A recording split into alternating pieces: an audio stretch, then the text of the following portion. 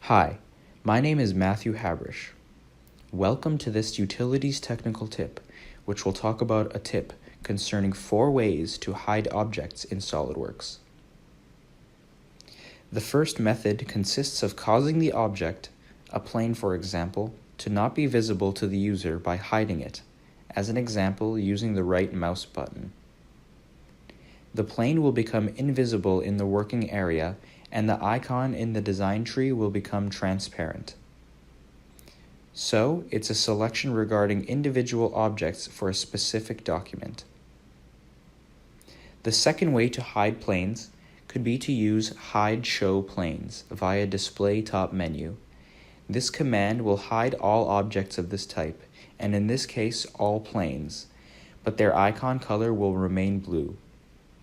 Planes are at this state like a global selection for the current document.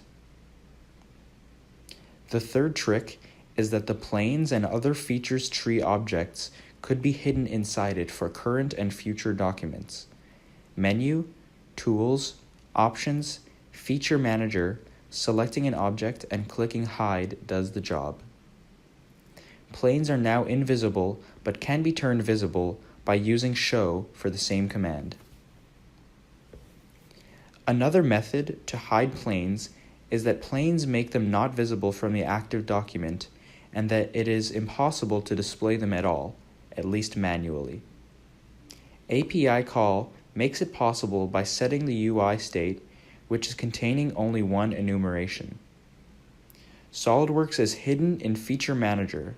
Like some other calls, it works in a contradictory way as it asks if the yes or no function must be hidden.